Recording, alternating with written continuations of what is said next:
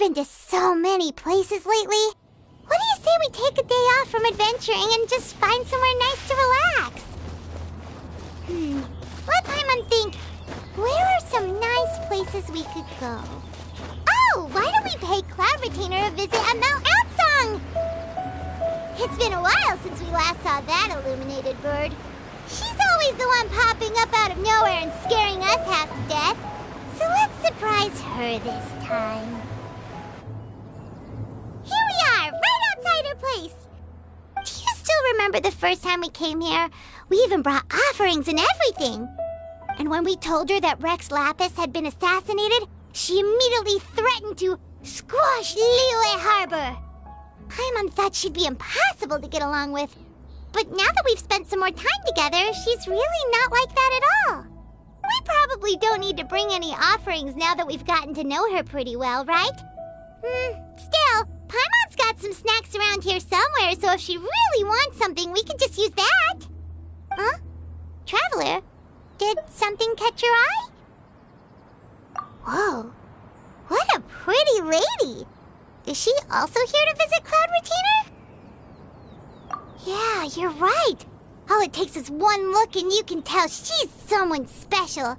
As expected of that bird lady, really. She must have a whole bunch of Adepti friends from all over the country. Okay, but if we're both friends of Cloud Retainer, then we're basically friends by association, right? Want to go up? Helping you make more connections is a part of Paimon's job as your reliable guide. Paimon's got this.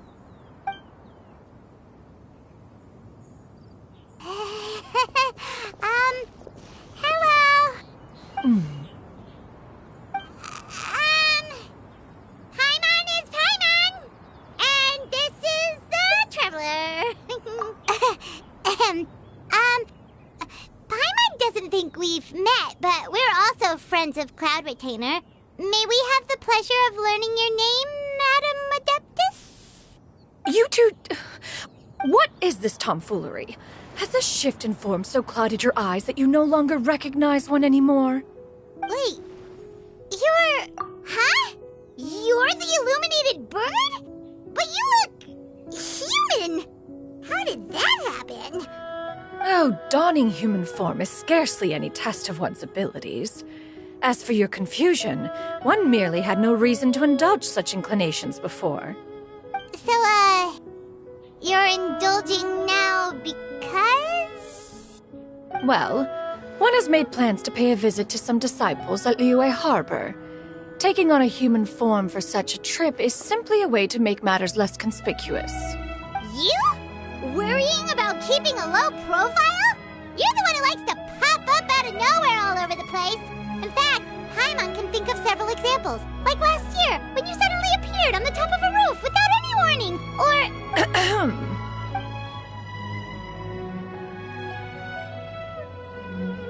Hey, didn't we agree not to bring that up unless she asked? Oh? So you have taken care to follow the proper rules of etiquette after all. Most commendable.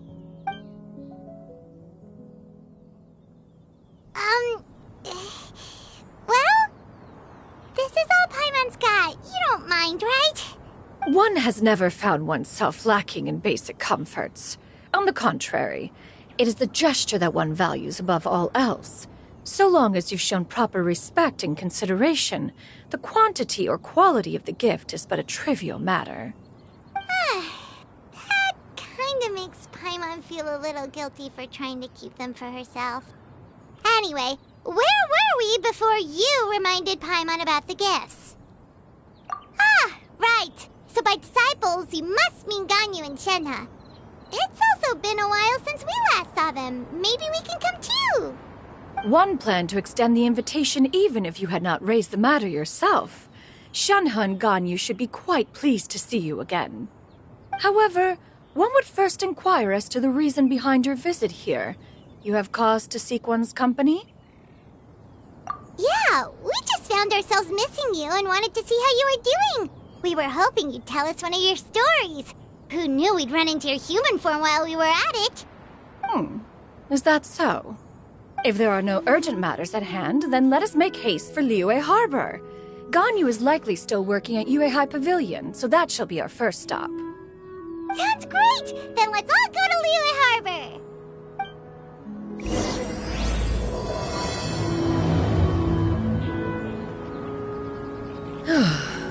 Ganyu has been quite busy with work as of late. One can count on one talon the number of times she returns to Mount Outsong each year. Xianyun has also secured employment recently. In her correspondence with me, she wrote that she shall have no need to return for the foreseeable future. Did they think one was so easily mollified? One shall investigate everything with one's own eyes and decide for oneself if their living conditions are satisfactory.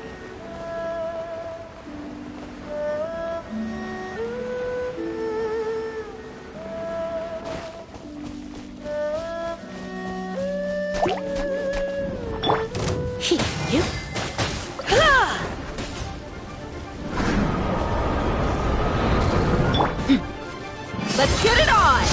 Silence!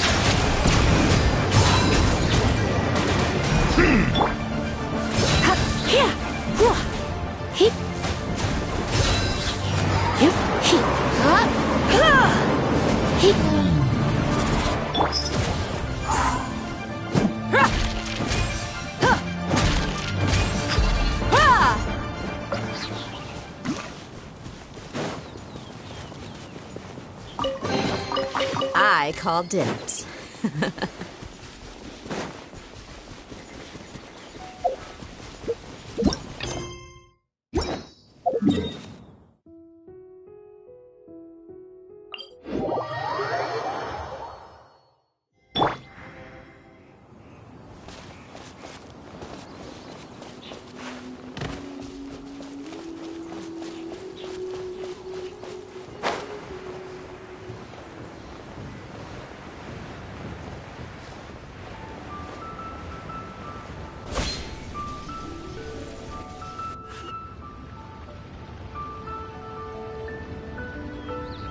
We're almost at Weihai Pavilion! Hey, do you think Ganyu will be shocked to see Cloud Retainer like this? Guess we have no idea if Shenhe and Ganyu have ever seen her in this form before. Wait, where did she go? Why are you just standing there, Cloud Retainer? Quietly now. One shall stay here. You two can go and meet with her. But why? Isn't it better if we all go together? If one were to proudly proclaim one's presence, Ganyu would surely profess herself otherwise unoccupied and drop everything to attend to one's visit. One fears that would only result in her staying up all night to make up for lost time. One does not wish to trouble her. Conversing vicariously via you two shall suffice. Do remember to inquire as to her recent well-being. Again, do not mention one's presence here. Fair enough, makes sense. Alright then, we'll just pass on your regards and... Cloud Retainer? Oh, busted. Is that lady someone you know, Miss Ganyu? She is indeed. I'm sorry, Huixin, but could we delay the upcoming meeting for a little bit? I believe my schedule today is quite full. Although, perhaps I could move some work to later in the evening. Oh, not to worry, Miss Ganyu. I'll make the necessary arrangements right away. Thank you, Huixin.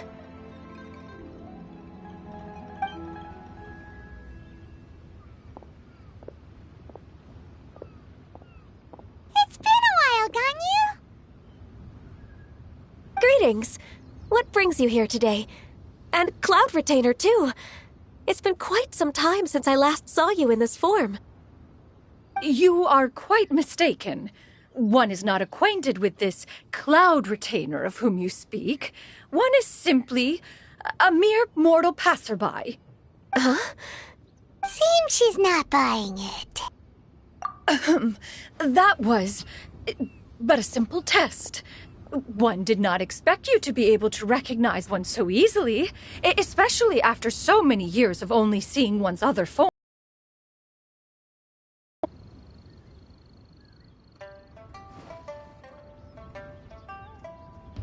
But recognizing you is, my responsibility as your disciple.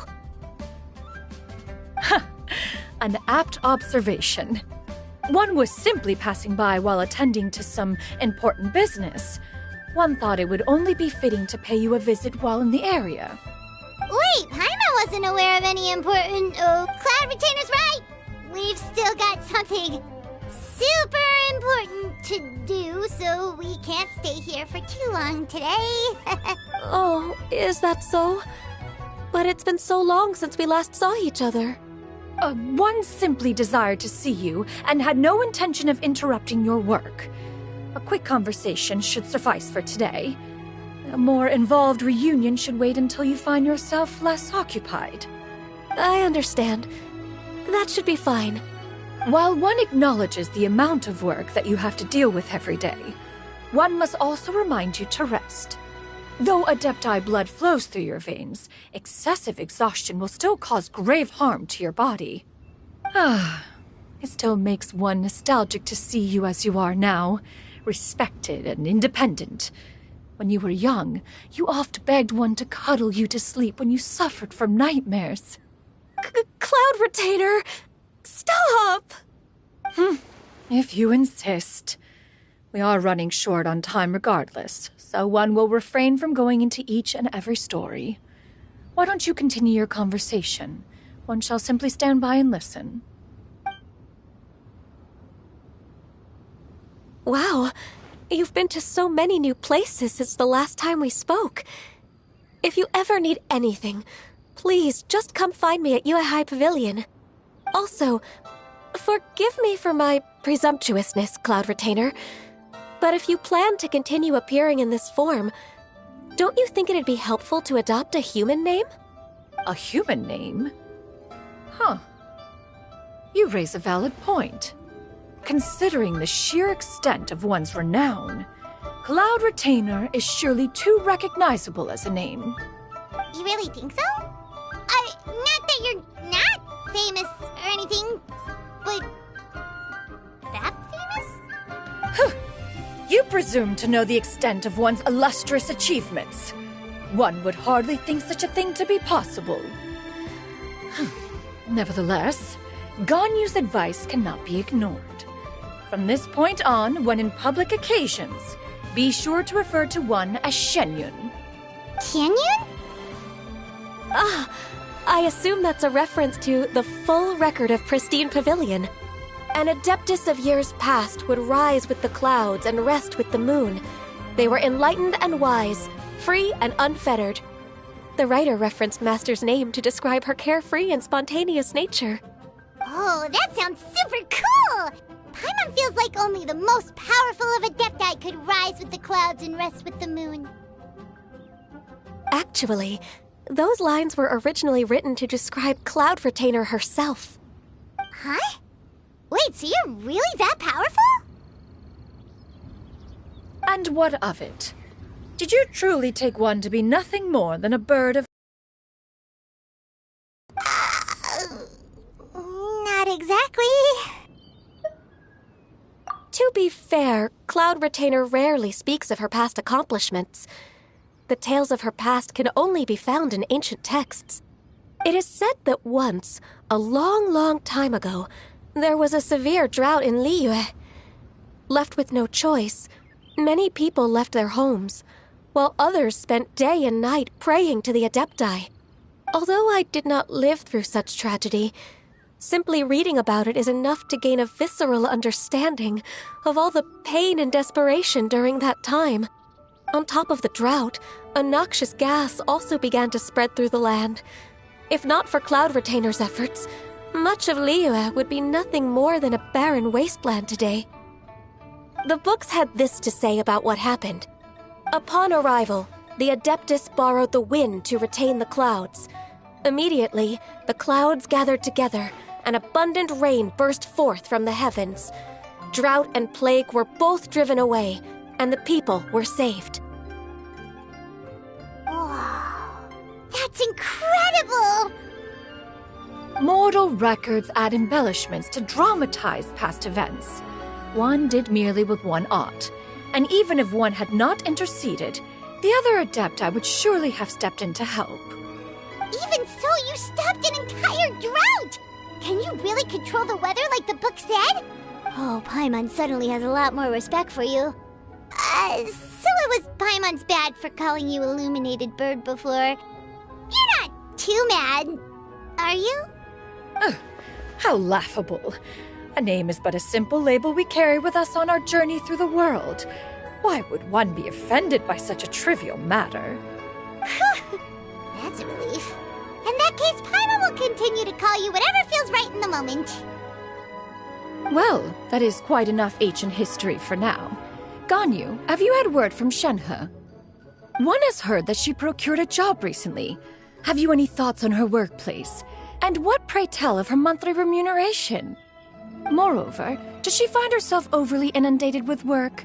Is she allowed time off during Lantern Rite? That is a lot of questions.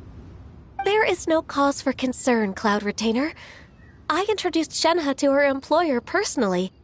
Wanmin Restaurant's business has been booming recently. So, with Chef Mao being swamped with customers, and Xiangling still off and out in search of new recipes, I introduced Shenhe to staff the restaurant. I see. Most excellent indeed. One has had the pleasure of being introduced to that family. Xiangling is kind and astute, while her father is loyal and reliable. One has no cause to believe that they will make Shenhe's work difficult. Now, it is almost time to partake in the victuals of noon. One shall visit Wanmin Restaurant in person and see how Shenhe is doing. Huh? But didn't you just say that you had something important to do? Can that wait until after we've eaten? You may return to your work, Ganyu. One shall see to this matter on one's own. There will be many an occasion to dine together in the future. One is certain the opportunity shall present itself most readily. Of course, Cloud Retainer. Please take care. Traveler, Paimon, I'll see you some other time. See you around, Ganyu! Paimon was pretty quick on the uptake there, don't you think? As soon as you mentioned important business to attend to, Paimon realized that you were just looking to cut the conversation short and not take too much of Ganyu's time. Is Paimon right? No, in fact, it was not an excuse. One is indeed visiting Liyue Harbor for an important purpose. Wait, for real? The moment is not yet upon us. Still, the truth will be revealed to you in time. Huh. She really seems to be playing up the whole mysterious Adeptus thing right now. Is it because we just heard that cool story about her powers?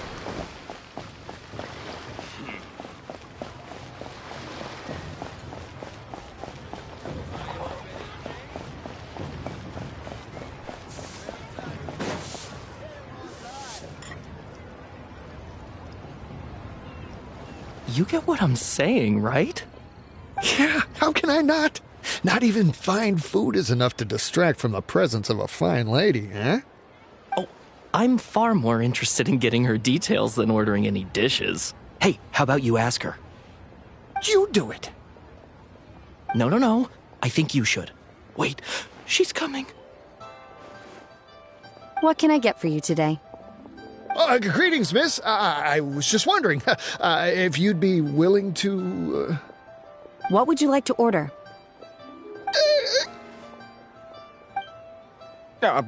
2 servings of Mora meat to go. Good chat. Bye.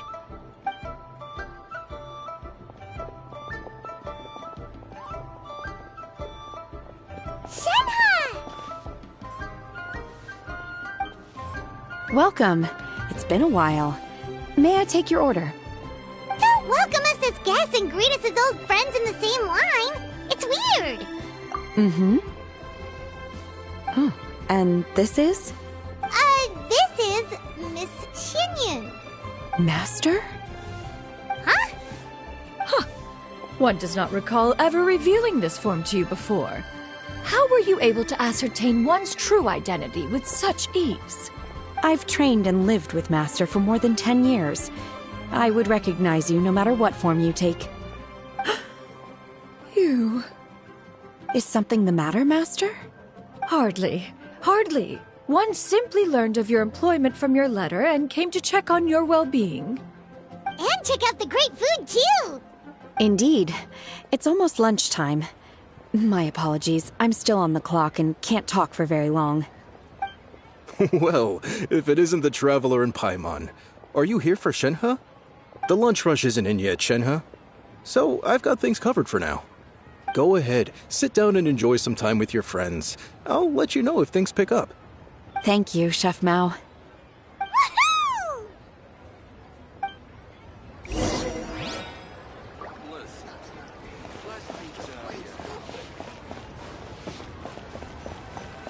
Wow. Liyue's really got a lot going for it. It is just as one expected. The owner of Wanmin Restaurant is indeed a most woman.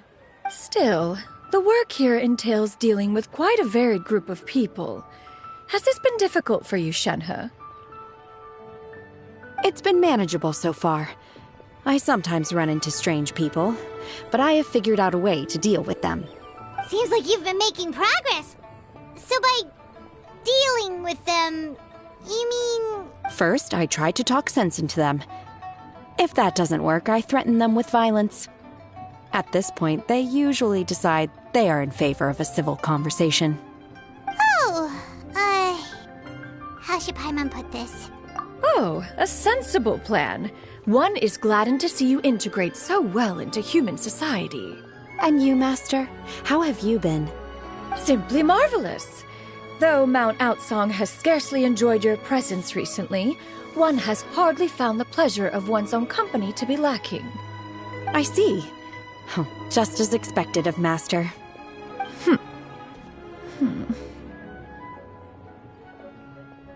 I have missed Master quite a bit too. Even though work has been busy lately, I've already had a conversation with Chef Mao about taking some time off soon to visit Master. Oh, you did? Do make note of such matters in your letters in the future. There's hardly a need to keep one in suspense. Whoa, her mood shot up just like that. By the way, Master, since you are in Liyue Harbor, have you had the chance to visit Ganyu? Indeed. She is similarly preoccupied with her work. There was time only to exchange a few simple pleasantries. Ganyu told us the story of Cloud Retainer's name. It was amazing. We never knew how powerful she was before. I see. In that case, allow me to also share a story about Master's past. Oh? Is that a problem, Master? I believe this to be a good topic of conversation. No, not a problem. One was simply caught off guard. But no matter. Please, proceed. One is most curious to see how much of one's own conversational prowess you possess. Master once participated in a race against Mooncarver. After Mooncarver lost, he insisted that Master's ability to fly gave her a natural edge in such a contest. In response, Master agreed to forego flying in return for being able to use one of her devices in the race. Mooncarver accepted, only to find Master with a brand new device on the day of the contest. Huh, what kind of device was it? It was a mechanical vehicle made out of iron. What was it called again? Oh, an electro-powered bicycle? Oh, you refer to the bicyclical Thunder Flashmobile. One spent 49 days conceptualizing and crafting it. It need only be infused with adeptal energy, and it can cover thousands of miles in one day. Oh, it boggles the mind why Mooncarver ever supposed he might best me in a contest of locomotion. Though he sprinted with all his might, he could barely keep up. Alas, the one flaw of my mechanism lay in its weakness against mountainous terrain. One was thwarted mere seconds from victory, when it was thrown off course and failed to make it across the final stretch. Truly a most unfortunate turn of events. Anyway, do go on, Shenhe. Master, that was the end of that story. Is that so? Huh. With you gone, one has seldom felt the desire to call upon those old fossils for another contest. What is a race without spectators, after all? Have you been lonely, Master? Lonely? Huh. At one's age, entire human generations come and go in the blink of an eye. Even one's own self-directed musings can span several days and nights. 'Tis a most foreign sentiment. The mere mention of it is preposterous. What is the reason for that look upon your face? It's nothing. It's just... Well, Paimon gained a lot of respect for you after listening to that story of you summoning the rain and everything. But all it took was a few words out of your mouth and it's like you're back to being that illuminated bird again.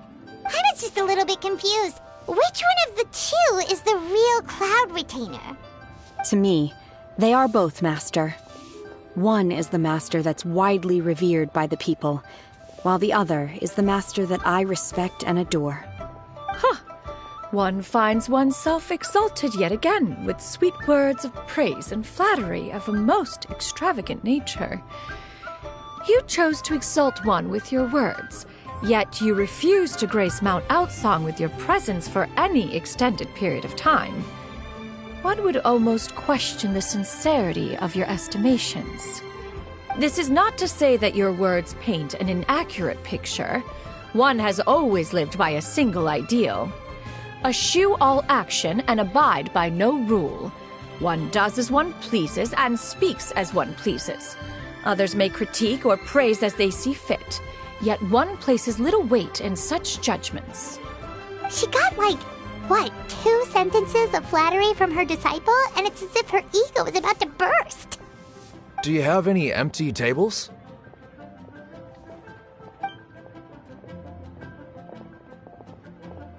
Hey there, could we get another fish stew? I'm hearing more guests come in. I should get back to work. All right, good luck with the lunchtime rush, Shenhe. I'll try my best.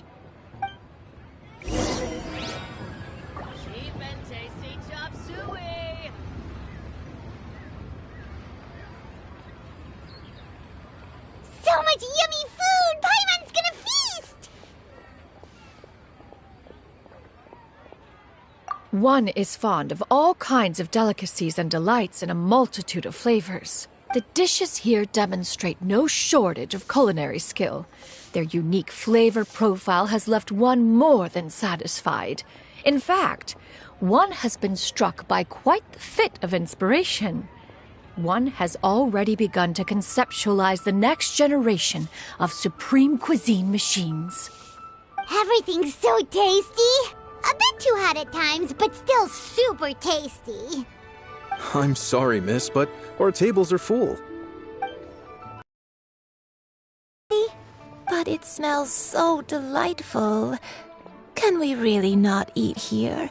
My poor legs can't go on for much longer. Well, you could always check with some of the other guests and see if anyone's happy to share a table. Okay, I'll ask around.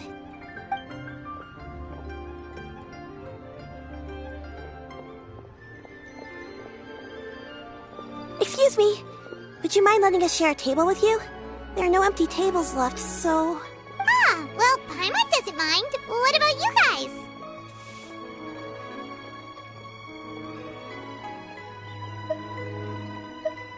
Great! Thanks so much. My name is Xianyun, and this is my granny, Yuendai. Granny? Yep. Is there something wrong with that? No, Paimon's just a bit surprised. She looks so young. Yeah, a lot of people compliment Granny on her youthful looks, but she's actually much older than she appears.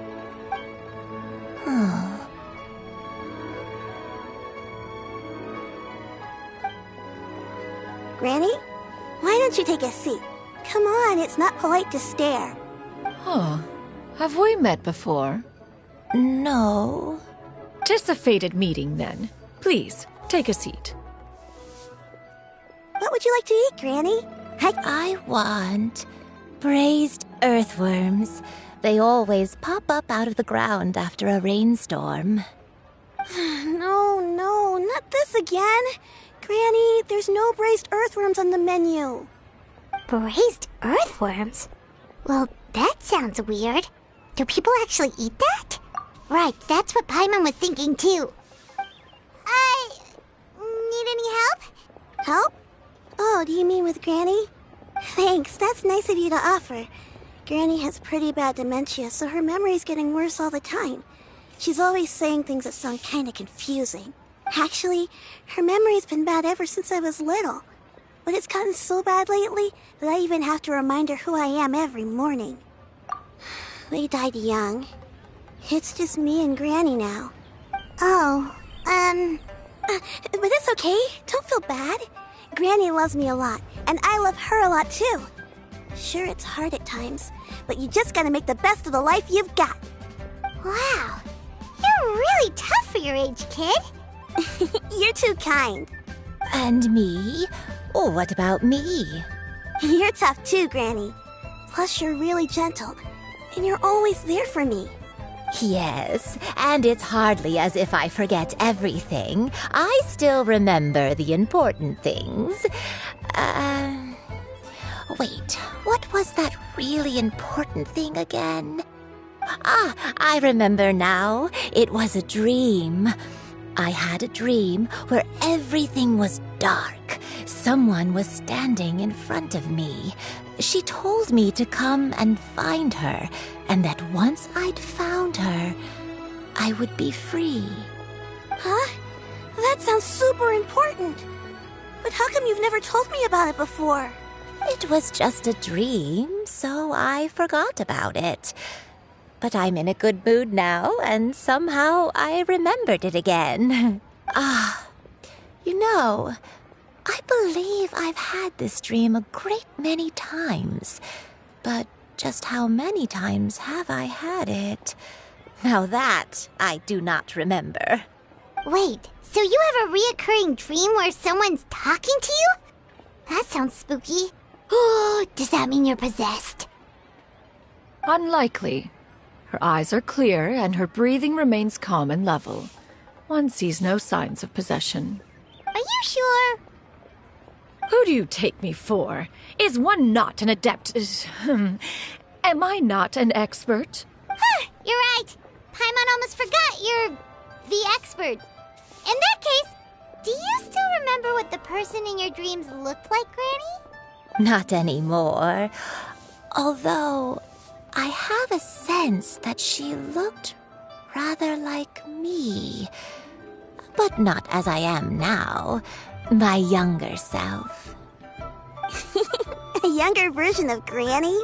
This is just getting weirder and weirder. What is going on here? As one said, fate must have brought us together. You may leave the situation to me. Are you sure? So, what are your names? Paimon's Paimon. Just Xianyun is fine. Thank you all so much for offering to help. But first, I'm sorry for asking, but, how do you want us to pay you back? Oh, we don't need any payment for this. Thank you so much. You're welcome. But Miss Xianyun, what exactly can we do to help out this Granny? All we have to go off is that dream. Where do we start? That is elementary. Since her dreams portray her younger self, then we shall retrace the steps of her youth. Once we have revisited those places, her memories will likely return. Sounds like a plan. So, Granny, do you remember which places you went to when you were young? Why, of course I do. The heavens above, the earth below, the wispy clouds, and the emerald mountain streams. Okay, taking that as a no. I might have an idea.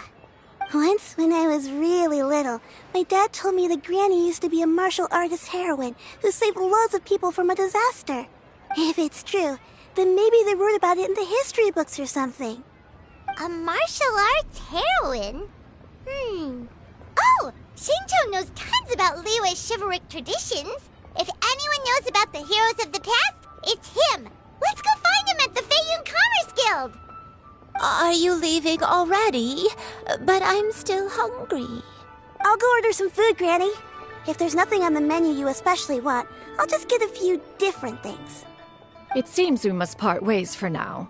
The Traveler and Paimon are bound for the Feiyun Commerce Guild, while Yuendai and Shuyu shall remain here and partake of their lunch. As for myself, I have matters to discuss with Streetward Rambler. Streetward Rambler? Oh, you mean Madam Ping! Precisely. Let us meet at Yujing Terrace once you are ready.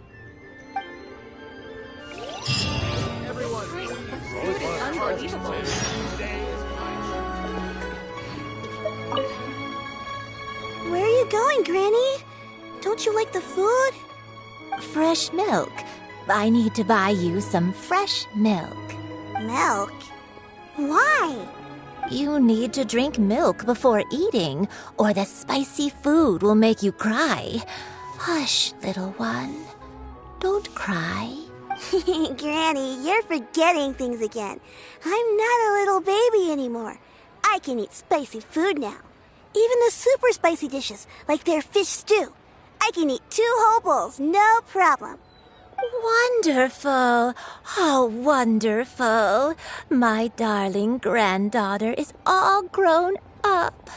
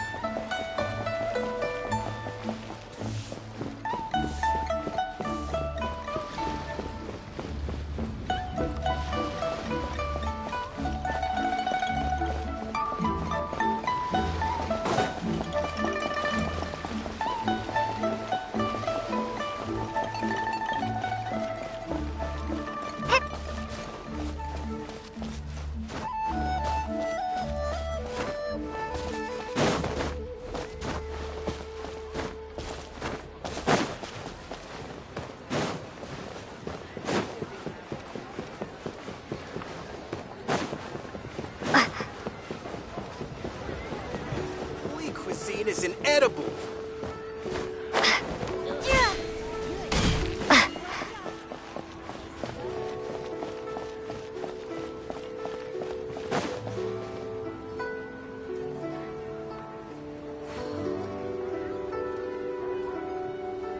Huh. It's you two. What brings you here? Xinqiu! Great, we found you! We wanted to ask you about something.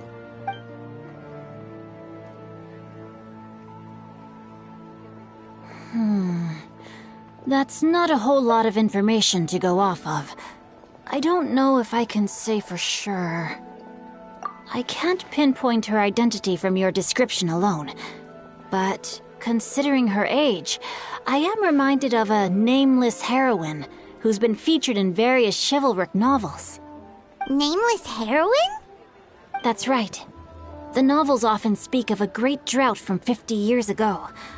As the people suffered, a nameless heroine appeared and began to clear away evil spirits and bandit camps. The people idolized her, but never learned her name. All they knew was that she always acted alone. Later, though, she supposedly fell in love with a similarly noble-minded exorcist from Mount Tianheng. They were well matched in more ways than one, often fighting together as a fearsome duo of otherworldly strength. After the drought ended, the heroine and the exorcist left the public eye and began living a reclusive life in the mountains. All that remained were tales of her incredible accomplishments. The way this nameless heroine faded from fame into obscurity later in life is not too dissimilar from Miss Yuendai. I hope that's somewhat helpful. Thanks a lot, Xinqiu. We knew it'd be worth talking to you. It's nothing at all. Just something I came across while reading. I did do a bit of extra research on her story, but it was just out of personal curiosity. Well, Paimon still thinks that's super cool. Oh, wait, Xinqiu, if you've read up on her, do you know of any places often associated with her? Let me think. In the novels, the nameless heroine always appeared near one of 3 places. Wangshu Inn, the area just north of Jueyun Karst, and Qingyun Peak. Perhaps the real-life heroine who inspired the character was also often seen near those three places. That would explain why those locations appear in the various novels written about her. You're welcome. To be honest, I found some parts of the story confusing when I first came across it. If Miss Yuendai was indeed the original inspiration for the character, she may just be able to help me put the pieces together. It's rare for a chivalric hero to fade into obscurity during their lifetime, even after retiring from the public eye. But no one ever saw or heard from the nameless heroine again. There were even rumors that she became extremely ill. I've never understood why someone would go to such lengths to erase themselves from public memory. It's almost as if she was trying to hide from something. There's probably far more to the story than what's been written. We'll be sure to tell you if we manage to uncover the truth. That's a deal. Perhaps, behind the truth of it all, there lies a story more fantastical than any work of fiction. Paimon feels like we just learned so much from Xingqiu. A drought, a nameless heroine, a life of seclusion. Wait, why does the story sound super familiar? Oh, right! There's a drought in this story, too! Xingqiu, are droughts super common in Liyue or something? Well, they used to be. But people have long since developed methods to prevent them, like by cultivating the soil or digging canals. So while droughts do happen from time to time, they are rarely regarded as true disasters. The drought 50 years ago is probably one of the worst we've had in the last several centuries. The crops withered, the streams ran dry, and the monsters in the mountains became rabid and agitated. Countless caravans were attacked, and people who lost their homes came together to form bandit groups. What started as a natural disaster soon became a human tragedy as well. That sounds awful. Yeah, and that's exactly why the nameless heroine was so beloved. She must have been someone of true integrity, to do so much for the people while asking nothing in return. Still, as terrible as that drought was, it was nothing compared to the truly calamitous disasters that befell this land in ancient times. They say that back in those days, disasters were both more severe and more common. Only the strongest of Adepti could hope to dispel the ruin and devastation. Do you have any other questions? We're good for now. We're just going to head back and meet up with Miss Xianyun and the others again. Paimon hopes that Granny Yuendai will be able to remember more of her past. She used to be a great hero who saved many people. So sad that she can't recall any of it. Anyway, we'll be off now. See you some other time, Xingqiu. Thank you so much for your help. It's no problem at all. Safe travels.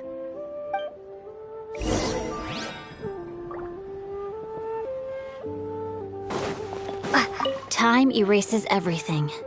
Even the greatest of heroes will have their legacy reduced to the small fraction of their deeds that were committed to paper. But I think the magic of chivalric novels lies in the way you can catch glimpses of a noble soul from a few mere paragraphs.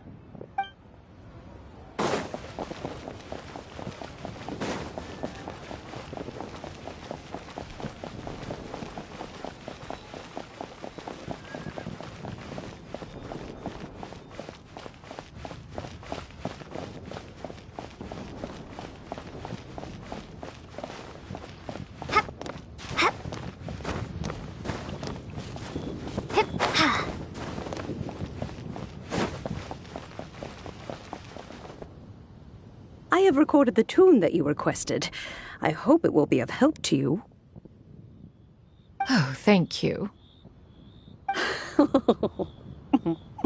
Straight word, Ping. What has amused you so? Oh, it's no serious matter. I was just reminiscing about the last time I saw you in this form. Time has wrought such change in this world, and yet you appear just the same as ever. Time has little bearing on one's existence, nor has one keenly felt its effects whilst dwelling at Mount Outsong. Nevertheless, Ping, one would like to seek your counsel on a personal matter. Oh, why so formal all of a sudden? I must say, You're making me a little nervous. What is it? Well, the inquiry is as such. Approximately how much more would one need to afford a comfortable life in the harbor, not unlike the one that you yourself lead? It does not require as much as you may think. Still, do you mean that... Cloud Retainer, Madam Ping! What are you two talking about? Nothing save for some trivial matters. Have you unearthed any useful details? Shinto has a theory, but let's save it for when Chuyu and Miss Yundai have joined up with us again.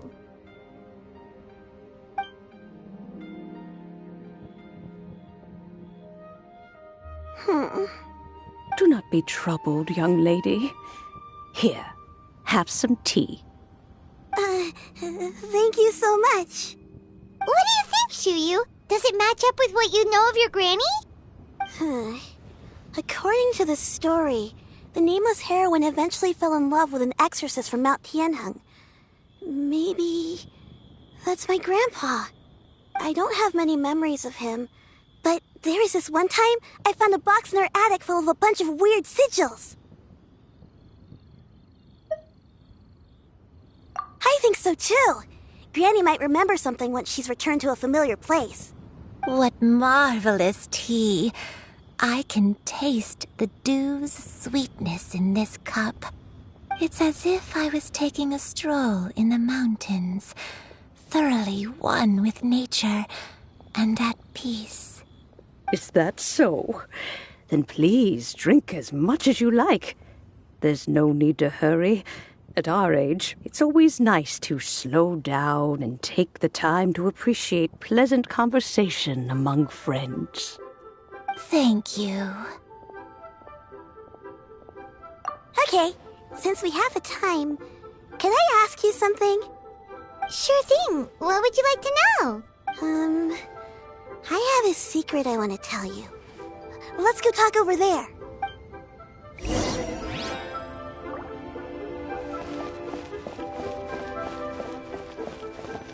Please be mindful of your personal safety.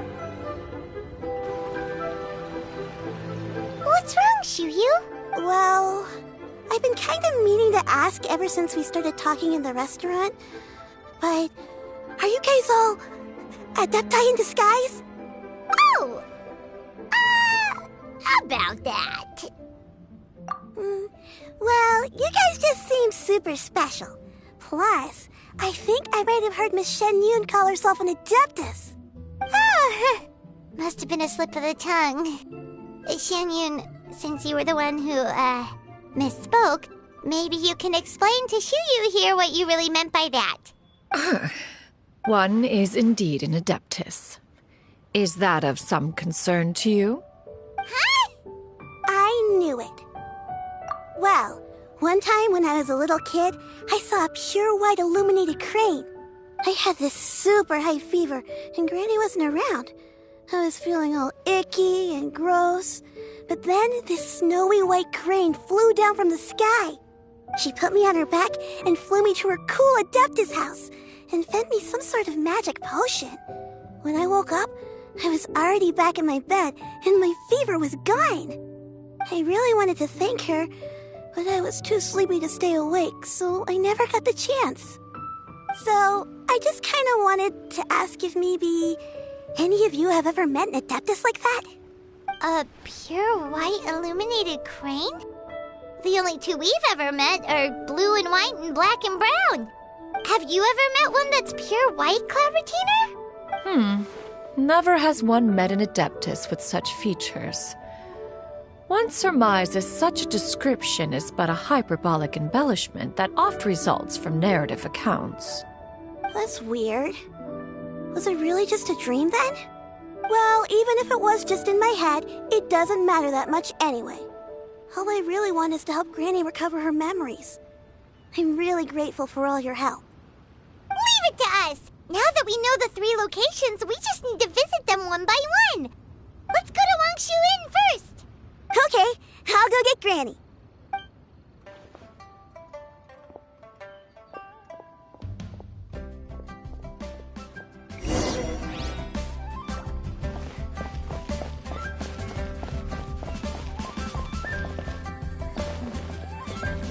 Leaving already? Well, just remember that you can come over for a cup of tea anytime.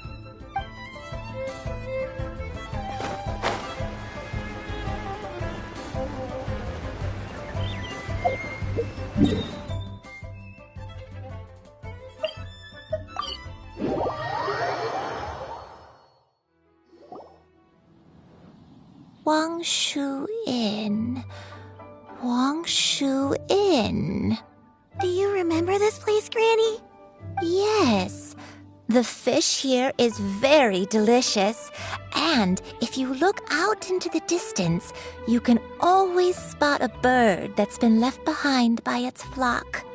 I believe I used to have a room here. It had a window. Yes, I spent a lot of time looking out that window. Which room was it again? Let me look. I'll come with.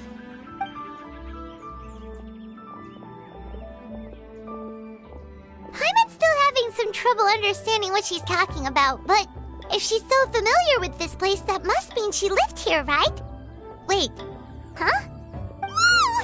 Shao! What are you doing here all of a sudden? You scared the living daylights out of Paimon! I sensed a non-human presence and decided to come take a look. If you're here, then there's likely no trouble afoot.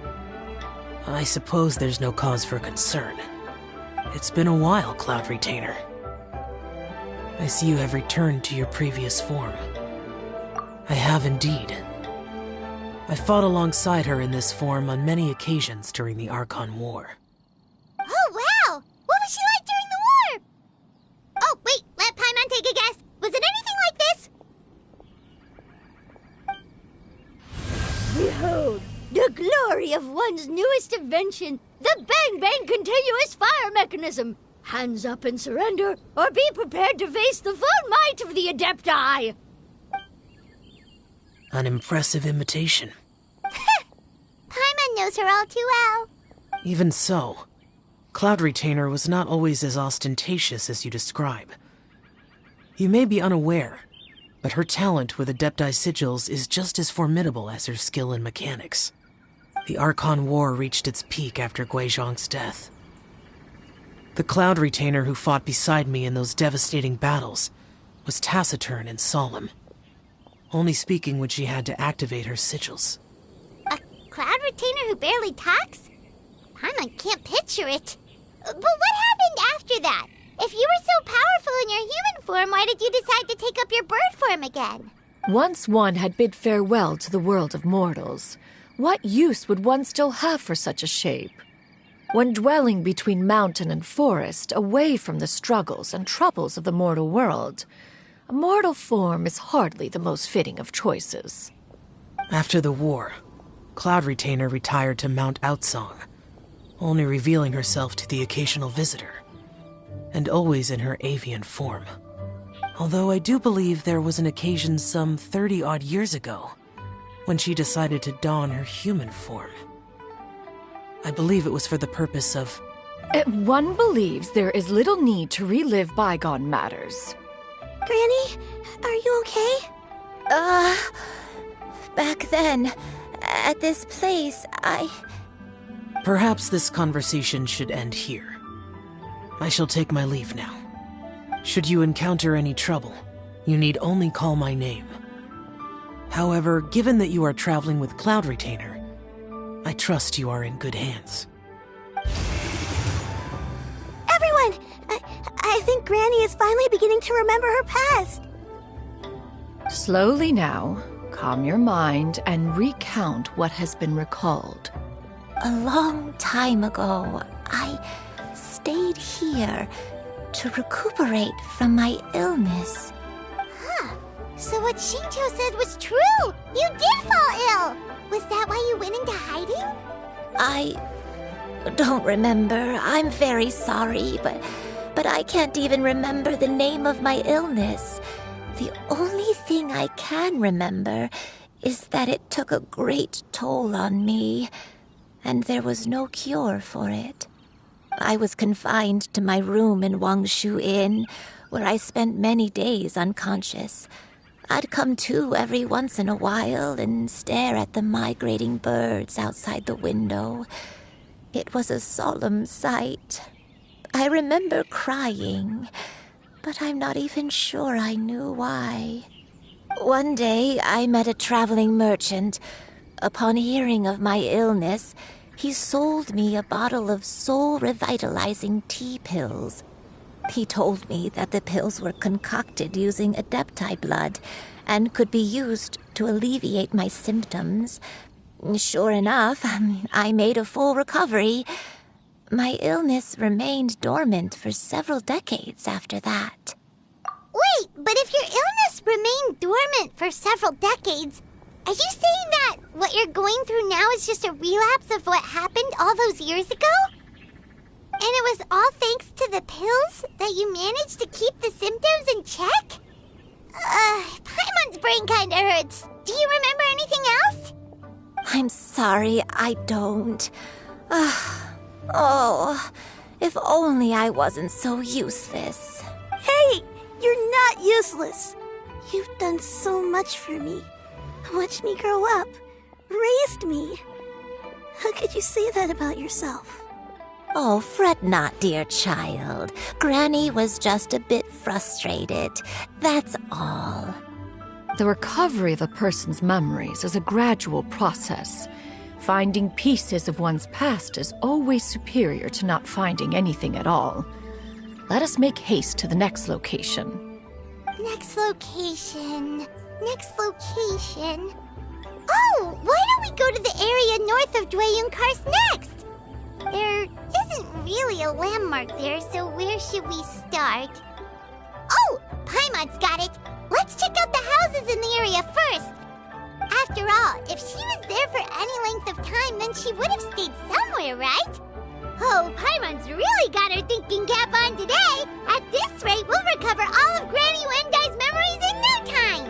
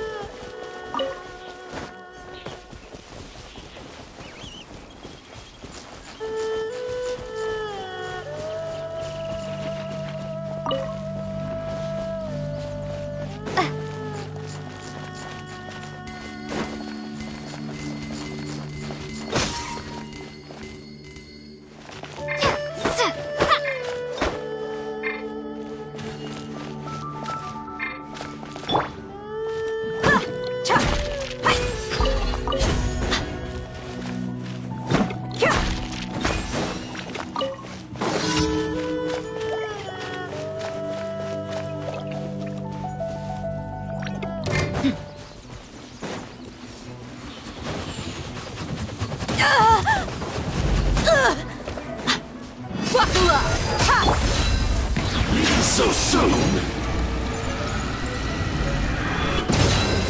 No escape!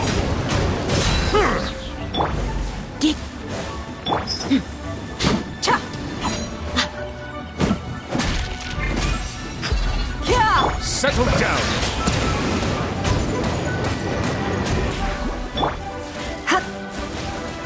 Bow your head. You can't run from death.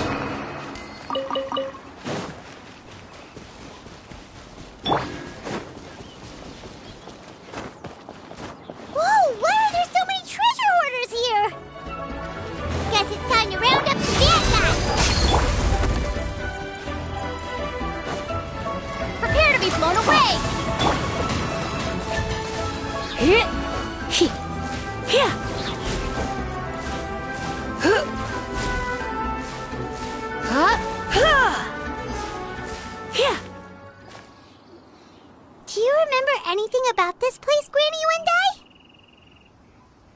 Let me think. I feel like I've been here before, but I don't think I stayed here too long. I might have just rested here briefly before continuing on my way. Got it. That's okay. There are still plenty of other places we can check.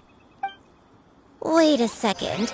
If I remember correctly, I believe I brought... Ah, yes. I brought some sweet snacks with me. Go on, take some. You need to eat a lot if you want to grow big and strong. Oh, thank you! Then Paimon will help herself.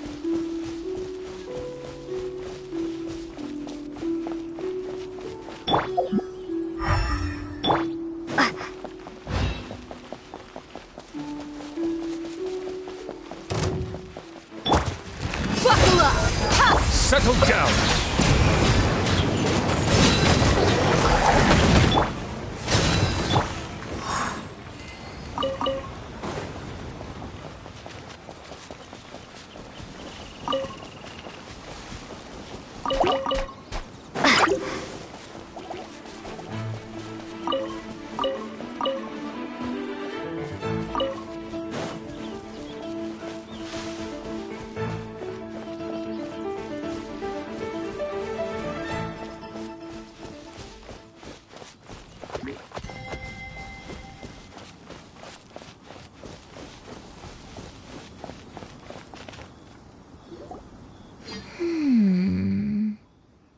I don't remember this place at all. I don't think I've ever been here before. Still, I was thinking... This place feels perfect for a game of hide and seek. Huh? Why a game of hide and seek? I'm not sure.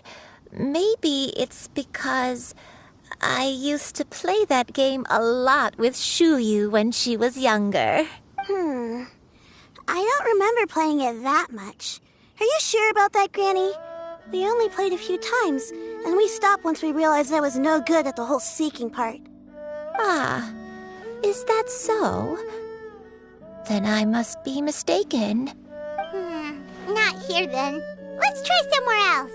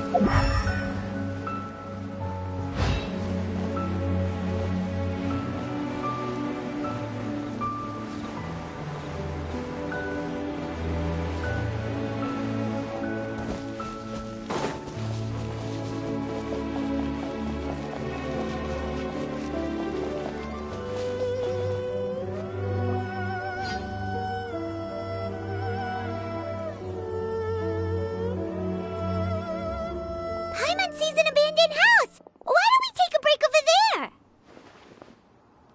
This place... It's...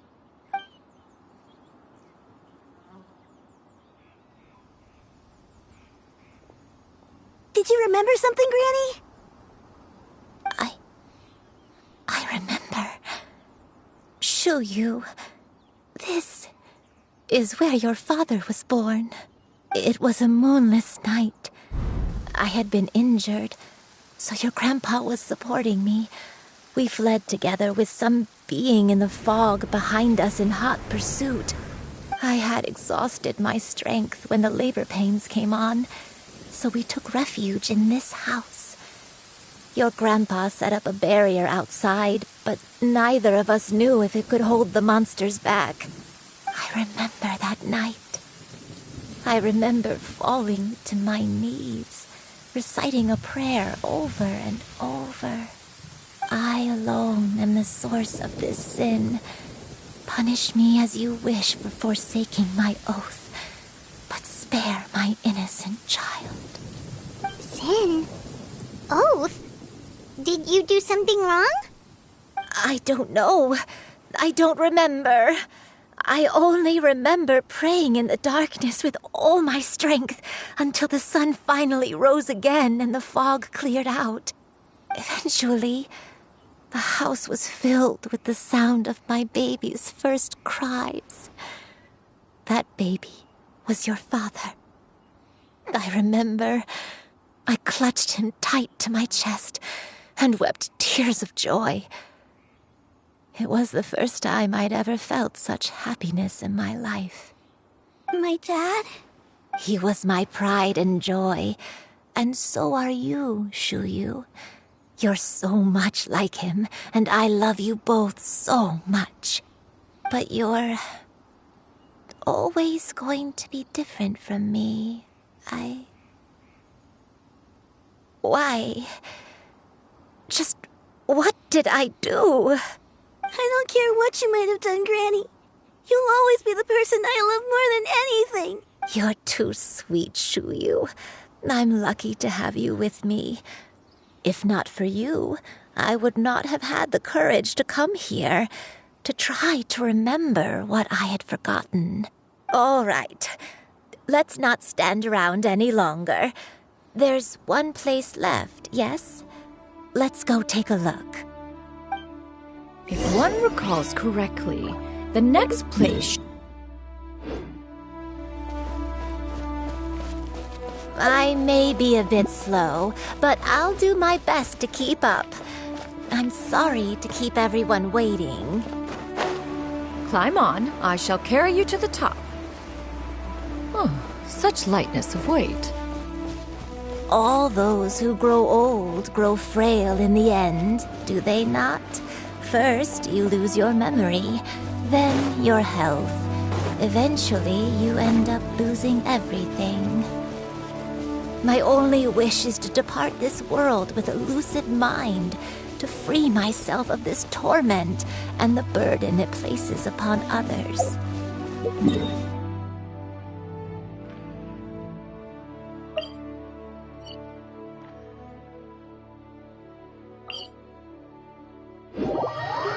Fret not, you have my aid in this endeavor.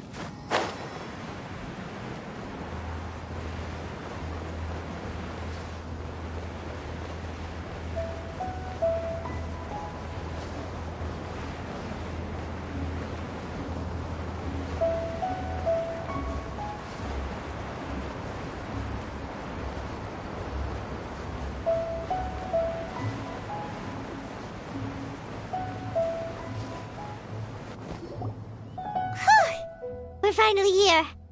Does this place feel familiar to you, Granny One Day? Let me see. How strange.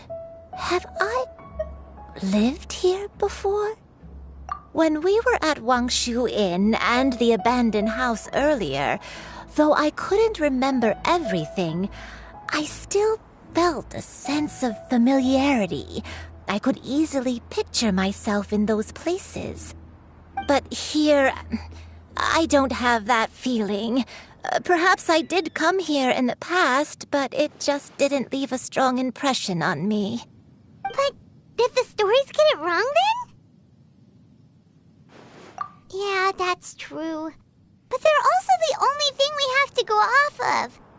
Paimon was hoping this place would jog Granny Uendai's memory just like the others. I'm sorry to disappoint you two. It's all right. We're not going to give up yet. We'll figure something else out. Just you wait. Thank you. If only I could remember. Huh? That way. What's that mountain? Oh, let Paimon look! Huh? Isn't that Mount Outsong? Looks like we've come full circle. Mount Outsong. Mount Outsong. Granny, are you okay? Don't push yourself, Granny. It's okay if you can't remember. You shouldn't do something that makes you sad. Mount Outsong, What am I really? Mount Outsong holds some familiarity to you? It does, but I can't go back. Are you feeling unwell? My head. It feels all heavy and dizzy. What is wrong with me? Cloud... Miss Xianyun, is there anything you can do? Let us go to Mount Outsong. But... Fret not, all will be well. You and I, you have already given more than enough to the pursuit of this endeavor. You may leave the rest to me. I've prepared something that can aid you in suppressing the fear in your heart and restoring your lost memories. It currently resides at Mount Outsong. Wait, really? When did you do that? I never leave anything to chance. All will reveal itself when we arrive.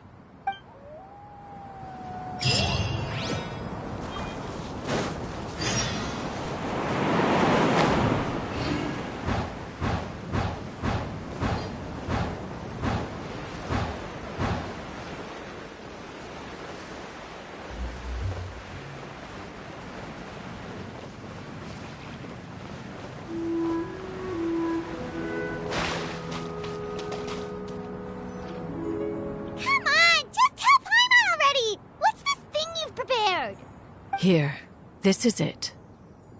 Huh? But isn't this the mechanism that you were tinkering with when we first got here? Oh, is it another invention of yours? Precisely. A recent one at that. I am most pleased with the result. I call it the Suspensus Somnium mechanism. It periodically releases a soft breeze, which when paired with a gentle adeptal tune, can help the listener subconsciously relax and even enter a semi-hypnotic state. Soothing agitation and anxiety, relieving exhaustion and insomnia, its potential uses are numerous indeed. And of course, it can also aid in the recovery of lost memories. Whoa, what a cool gadget! But if you had it all along, why did you keep it to yourself until just now? We could have come to Mount Outsong right off the bat and saved time on a lot of floating. How preposterous. Had you and I not recalled much of her past through her own efforts, the device would have nothing to draw upon. We Adepti can only help those who first resolve to help themselves. Had she lacked such determination and strength of character, one would have little to offer in way of assistance. Paimon thinks she gets it now. Hey, what's that other thing? As previously mentioned, a gentle adeptal tune is required to take full advantage of the mechanism. One secured such a tune from Streetward Rambler. Only with her melodies can the mechanism reach its peak power. Whoa, Paimon can feel what you mean. Paimon's body feels light as a feather. It's as if she's lying down on a warm patch of grass after a super satisfying meal. And you and I, is the mechanism helping you to relax? It appears she has already succumbed to the depths of reverie. Come, join one on this side. We shall give her some time to herself.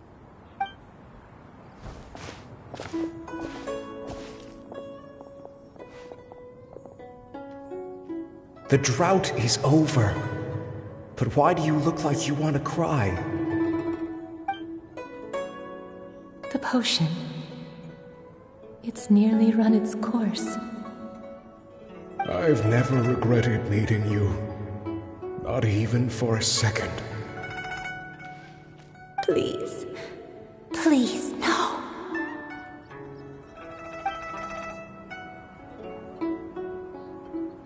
Have you forgotten? This is the world you left behind. One of gentle breeze and morning dew, perfectly straddled betwixt the realms of heaven and earth. This is your home. This is where you belong. You should have never left. The you of the past, the me from not that long ago, we should have never.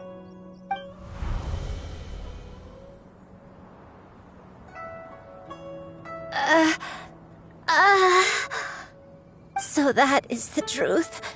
No wonder this place is so familiar. Granny! Granny, are you okay? Cloud Retainer. Your memories have returned? Wait, did you just call her by her full name? Does that mean you already knew each other? Yes. I now remember everything. Everything. Granny, please don't cry. I'm here. Oh, don't worry, my dear child. Granny is fine. I'm so sorry, everyone. You've gone to so much trouble on my behalf. It's all come back to me now. The most important thing that I had forgotten was the truth of what I once was. One can sense the guilt that now plagues your conscience. Reclaiming a truth long buried is sure to come with a myriad of complex emotions. Perhaps one should recount the story on your behalf while you compose yourself. No, it's okay. Now that I've remembered, I must face my memories head on. Xianyun, everyone, I cannot thank you enough for all your help. I'm ready to tell you my story, if you're willing to listen. Please, Granny, don't force yourself. What happened in the past doesn't matter. I love you more than anything. Nothing you say can change that. I know, dear child. My feelings for you are exactly the same. It is for this reason that you deserve to know the truth. Some time ago, I made a terrible mistake. One for which I could never atone. Is this the sin that you mentioned in Xianyun Karst? What happened? I am, in truth, not a human being. My real form, one that I held for centuries, was that of a wild crane. I spent many, many years living on Mount Outsong, bathing in the soft breeze and drinking the sweet dew of the mountains. At some point, I somehow gained wisdom and sentience. The Lord of the Mountain, Cloud Retainer, became aware of my existence and began to share many stories with me. She even passed on the secret of cultivation to me. Though she never took me on as a formal disciple, I always saw her as my master. Whenever she took out her tools to work on mechanisms or new inventions, I would also stand next to her and watch. I even contemplated completing my training and becoming an adeptus in my own right. I followed her teachings, and time gradually passed us by. Until that fateful day 50 years ago. 50 years ago? That's right. Master regaled me with many stories of her past deeds. From them, I learned how she had saved people from a similar crisis in the past. She was the one I looked up to the most. More than anything, I dreamt of becoming an adeptus like her. I wanted to travel the land like she had, relieving suffering wherever I went. But I was still far from being a real adeptus. I possessed no ability to take on human form and fit in with the crowd. Once she learned of my desires, Master prepared a special dose of human mimicry potion for me.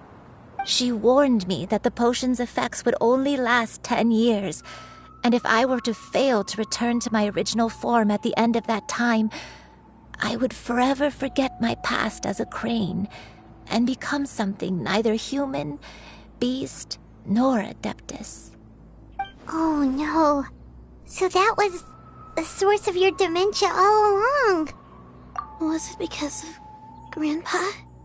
Indeed. I fell in love. Though he was human, he had spent his entire life training on Mount Tianheng. When we met, it was not only my first foray into the world below, but his as well. Although clumsy and impulsive as he was, you'd think he was the real strange bird among the two of us. But still, just like me, he cared deeply about the world and wanted, more than anything, to cleanse it of all pain and suffering. I could not help but fall for him. But my time continued to tick away. Those 10 years passed by in a flash. Yet I did not want to leave his side, so I...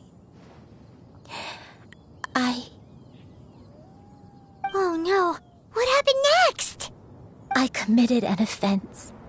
I wanted to stay with him, even if it meant living a life full of pain and suffering, even if it meant that I would eventually turn into a monstrosity. I knew I had betrayed Master's hopes, but I was too ashamed to face her. So I wrote her a long letter instead and asked someone to leave it outside her abode. I was convinced that she would not support my decision, and I lacked the courage to speak to her face to face. In my shame, I fled and tried to hide from the world, such that no one would be able to find me again.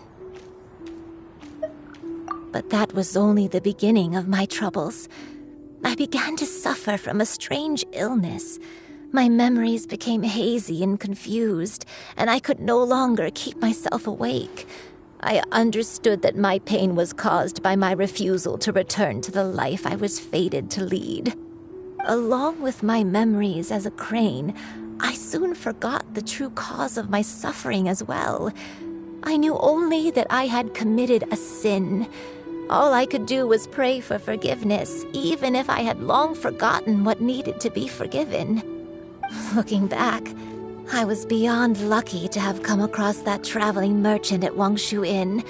It was such a fortunate coincidence that we were there at the same time. If it weren't for those soul-revitalizing tea pills, I probably would have... Granny! What's wrong? Coincidence? Why did I ever think it was a coincidence? Tea pills concocted using the blood of an adeptus? No, it couldn't be. Master, don't tell me. Back then, that merchant was actually...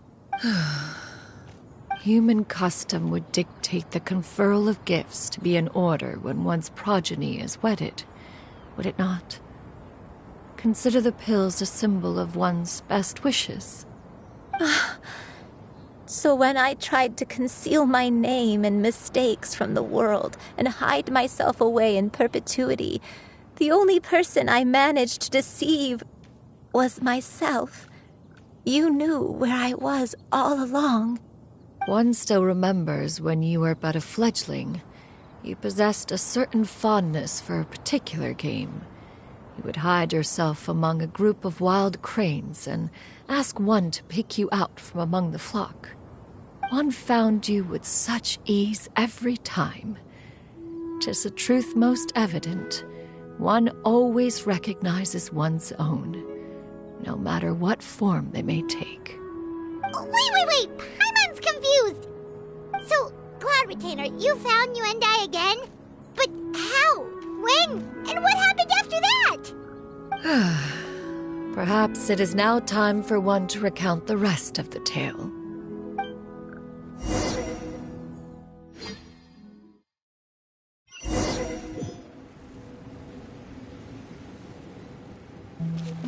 One was furious upon receiving your letter. Seized with anger, one set out to bring you to your senses.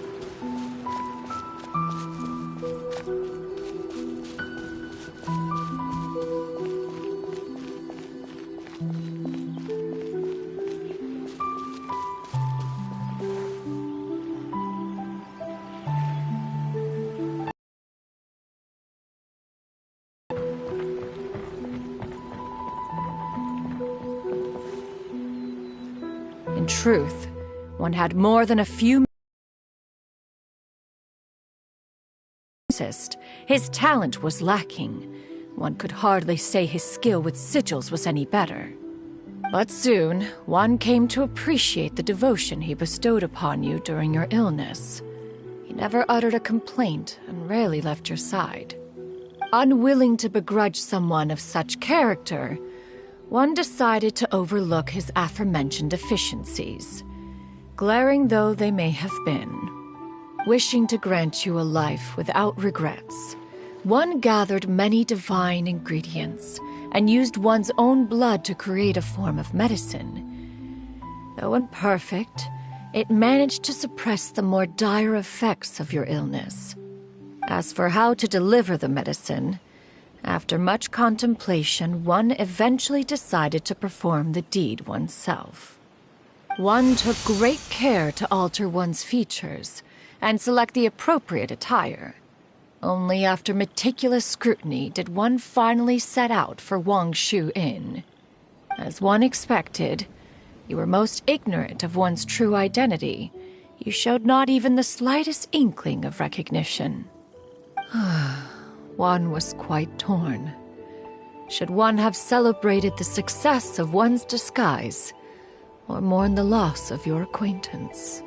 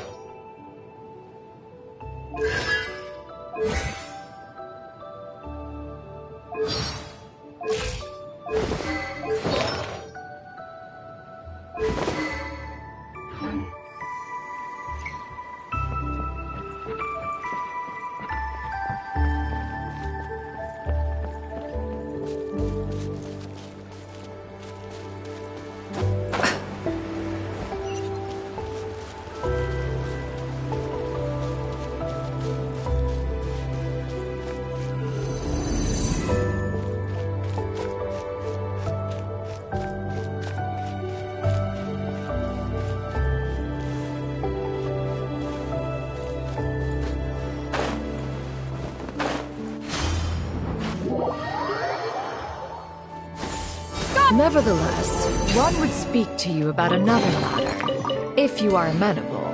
Even considering your loss of memory, one was simply flabbergasted that you could so easily forget the consequences of consuming medicine infused with Adeptal blood. Its proclivity to attract monsters is hardly that complicated of a concept to remember. To think that you tried to travel while weak from sickness and heavy with child. Had one not intervened to clear the fog, all of you would have been lost during the night.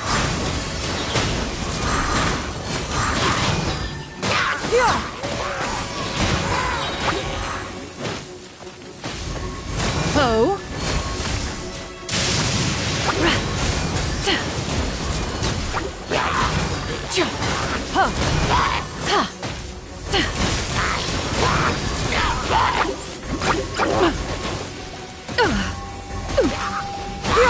Scatter! Skyward! Make way for the Adeptus! Oh!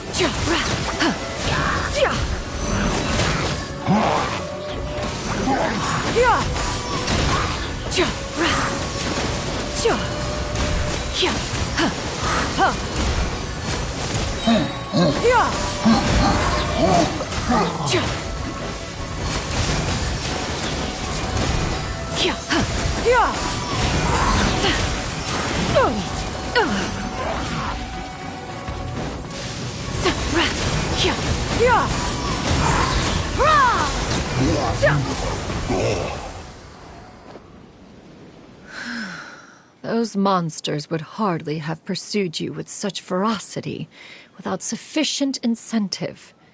They were likely incited by the presence of godly remains. Said godly remains, in turn, were likely drawn to the trace of one scent on your body. One was, after all, an active participant in the Archon War. Some of the gods were likely shattered by contraptions of one's very making. In the end, one was relieved to see you endure through the night. At the break of dawn, one heard an infant's cry pierce through the air, and one saw you carefully cradle the child to your chest.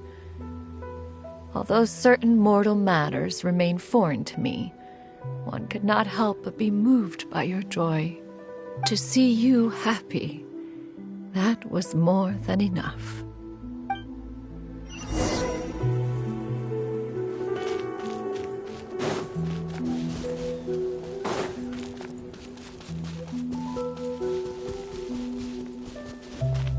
Now you should have a complete understanding of the events. Wait!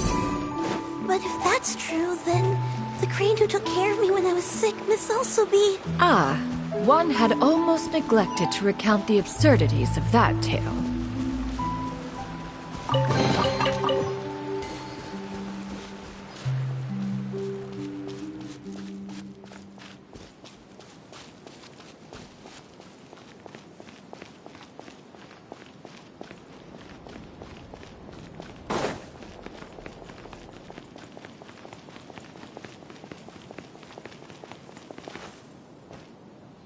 Just as you and I troubled one with her antics, so did you give one many a headache.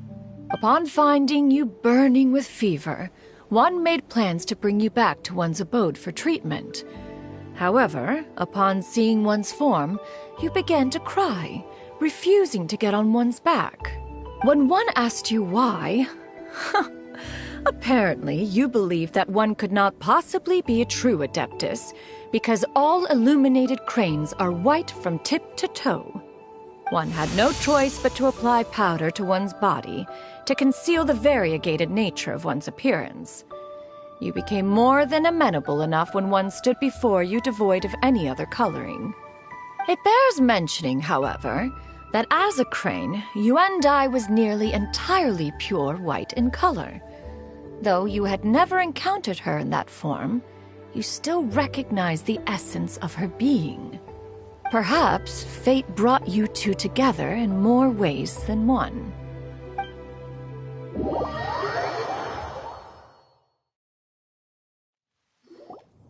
Now all has been revealed. One owes you an apology, you and I. One recognized you upon your very entrance into Wanmin Restaurant. One has always viewed you as a disciple of equal standing with Ganyu and Shenhe. Indeed, one wished to bring your story to a satisfactory end with this visit to Liyue Harbor. Still, one could not reveal your identity right away. Had one simply informed you of all you had lost, all those cherished memories would merely have become the fictionalized account of another. Memories are most meaningful when recalled by those who lived through them. Would you not agree? Even if the process was painful and arduous to experience. Have you any further inquiries? Master, I must ask. If you found me all those years ago, why did you leave me be, even though you knew about my mistake? Why did you not bring me back to Mount Outsong by force? One has never regarded your action as a mistake. It was a simple choice, nothing more. When it is time for one's progeny to leave the nest, it is the responsibility of an elder to let them fly free. Yet, when your wings grow weary and the night grows dark, just know that you always have a place to which to return. 'Tis a refuge referred to by many a name in mortal writing. Home, nest, haven. Whatever its denomination may be, its essence remains quite unchanged. One speaks, of course, of a place not unlike one's own abode. One's disciples are free to come and go as they wish, yet the door remains forever open to those who wish to return. One rather hopes you count yourself among them. Thank you. Thank you so much. You and I.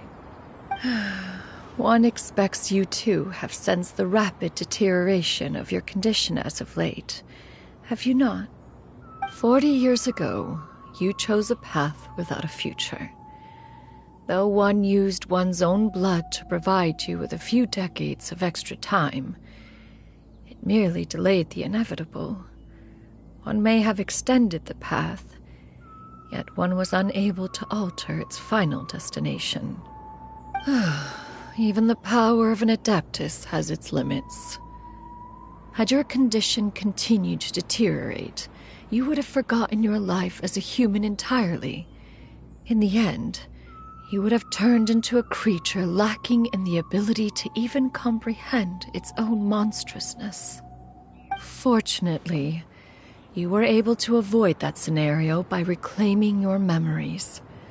Though one sped the process along by providing some guidance, the result is entirely a reflection of your own effort. So, what's gonna happen to Granny? One will help her reclaim her original form as a wild crane.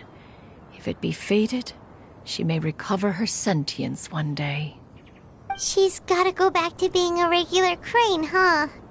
Master, you've already done more than enough for me. I don't know how I could possibly repay your kindness. This is a better result than I could have ever hoped for. How much time do I have left? Not long. The transformation is imminent. Granny? Please don't leave, okay? You're all I have left. Please. Don't be sad, dear child. Granny has led a wonderful life. My only regret is having to leave you behind. Don't forget to eat well, okay? A growing young lady like yourself needs lots of good food to grow big and strong.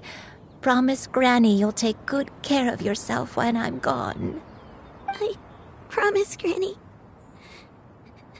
I'll do whatever you say. Good girl. Good girl. Don't worry. It's not goodbye forever. Granny's gonna become the most formidable crane in all of Mount Outsung. Granny will train day and night. I won't stop until I can turn into a human without having to rely on anything but my own power. When that day comes, we'll be able to live together again. You and I. How's that sound? Good. That's a good girl. Even though we won't see each other for a little while, as long as we both work hard, we're sure to meet again someday. I'll eat well, Granny. I promise. And I'll wait for you, no matter how long it takes. I'll wait for you to come back. That's a good girl. Then Granny really has no more regrets. I'm so sorry, Master. Thank you for everything.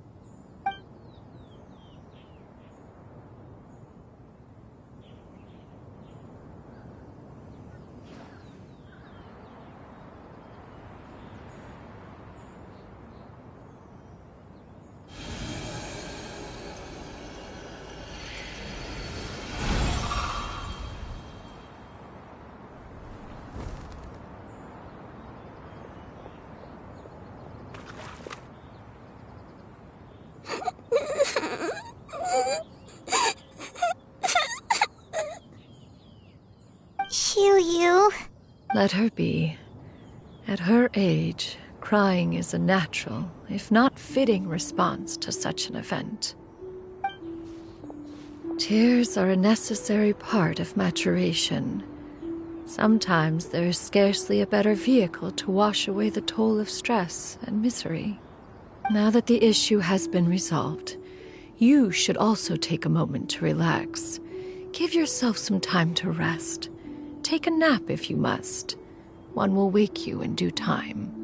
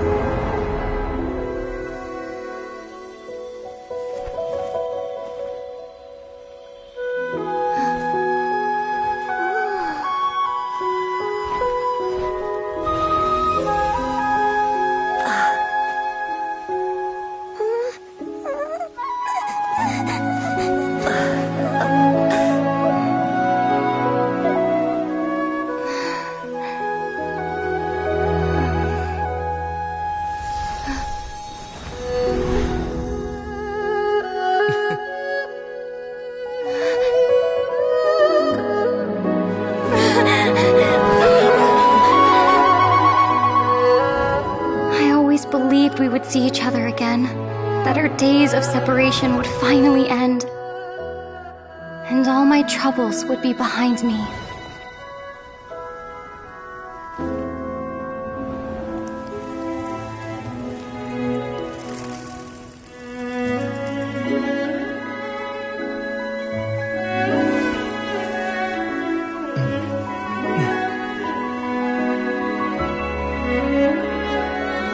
If only things could stay this way forever.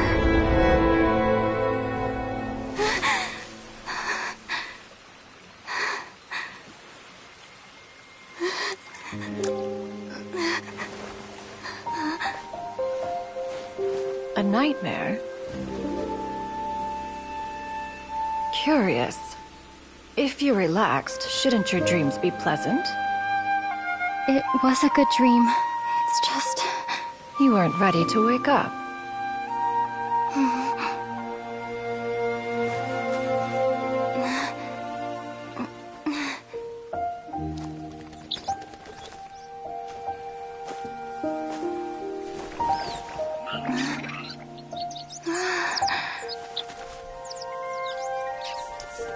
Eloquent as one may be, words of comfort are not one's strong suit.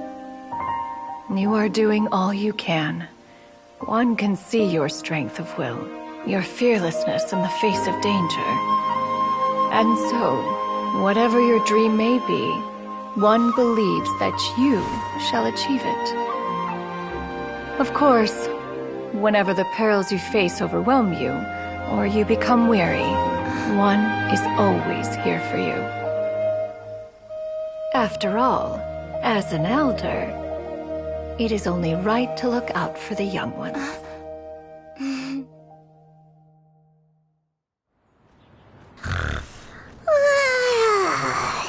Grilled chicken drumsticks. Huh?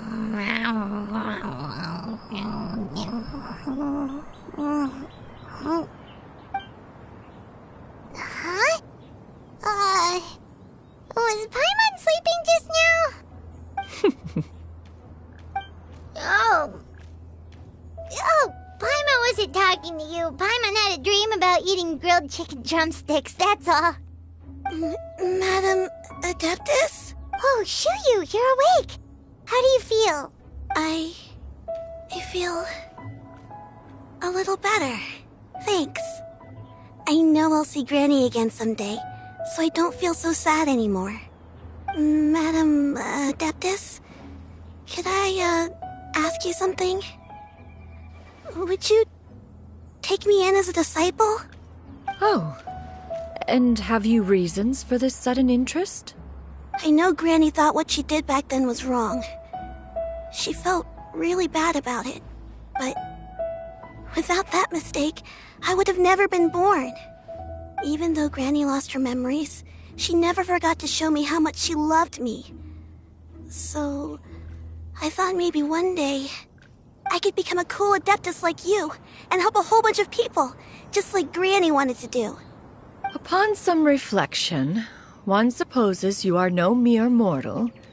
The fact that Yuendai's blood flows through your veins is proof enough of that. If this is what you desire, one shall make it so. Thank you so much, Madam Adeptus. No, I mean...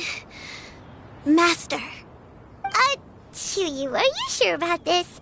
Paimon's gonna let you in on a little secret. We've seen Cloud Retainer's 2 other disciples, and they pretty much eat nothing but bitter herbs like Genshin and violet grass. If you join them, you'll never enjoy One Min Restaurant's delicious cooking ever again. How utterly preposterous. One has never enforced such a rule. Every individual must find their own path to enlightenment. So long as one retains a pureness of spirit, one's dietary proclivities are quite irrelevant. Well, you say that, but Paimon's not seeing any tasty treats up here now, is she? Although Mount Outsong is rich in natural beauty, its location does preclude access to certain finer mortal comforts. That is precisely why one plans to relocate to Liyue Harbor. Xianyun shall have the honor of becoming one's first disciple in the human world. Whoa, you're leaving Mount Outsong? One has never concerned oneself with the location of one's residence. From the very beginning, one has sought only solace and peace. Yet in the end, all of one's disciples ended up in Liyue Harbor. Ganyu, Shenhe, Yuandai, they all chose a life among the mortal world. One has reflected on this fact for many years now. One can only assume that it is due to some failing on one's part as an elder or master. A failing, perhaps, of recognizing what it was they truly wanted. One is most curious as to what aspect of Liyue Harbor could have enticed them to remain there. One could hardly offer an opinion on the matter, but perhaps some time in the harbor will prove instructive. Why are you all so silent? Paimon is, just a bit shocked, that's all. So, does this mean we can grab a meal together in Liyue Harbor sometime? One has precious little time to squander. However, if one finds oneself otherwise unoccupied, one would not be opposed to the idea. One will be assuming the identity of a human while residing in Liyue Harbor. You should take care to avoid disclosing one's true identity. Don't worry, we'll help you keep it a secret. So, when can we expect to start seeing you in the city? Perhaps in 2 days' time. One has some matters to see to before one's departure. Preparation is the key to success, after all. One plans to put up various items from one's collection for sale. The earnings should provide for a comfortable living in Liyue Harbor. One has already picked out a handsome property near Chuhu Rock. 'Tis no small purchase, but what is mortal life if not one expense after another? Seems like you've really thought of everything. Then how about we meet up in Liyue Harbor in 2 days? A sensible plan. See you then. Oh, also, why don't you take this suspense somnium mechanism as a souvenir? Anytime you should feel ill at ease in the future, you may try quieting your mind and sitting in meditation as you listen to its melodies. It might help you find a new perspective. Awesome! Thanks, Cloud Retainer! Hey, didn't we promise Xingqiu that we'd tell him what we found out? Should we make a trip to the Feiyun Commerce Guild? It's totally up to you. So, about your move to Liyue Harbor, you gonna tell the other Adepti about it? I have left an explanatory note in my abode. Those 2 old fossils will discover it, I am sure, should they come seeking my company. Considering their recent penchant for going off on private escapades, however, I find myself caring little for how they shall receive this news.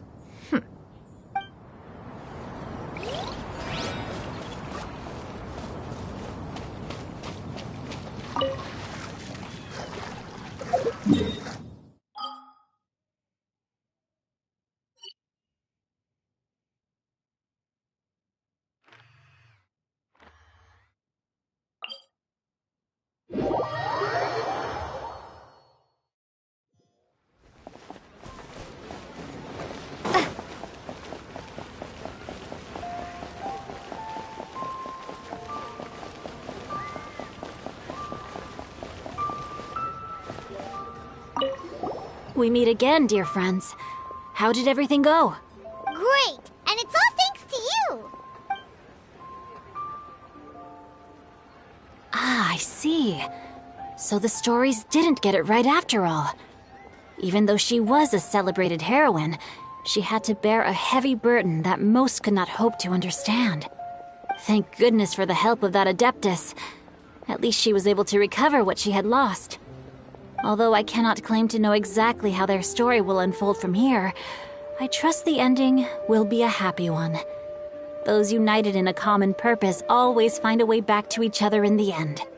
Thank you for helping me fill in the gaps. And don't worry, I'll keep this all to myself. It's not my story to tell, after all. We meet again, dear friends. Great! And it's all Ah, I see. Thank goodness for the help. Although I cannot claim. Thank you for helping me.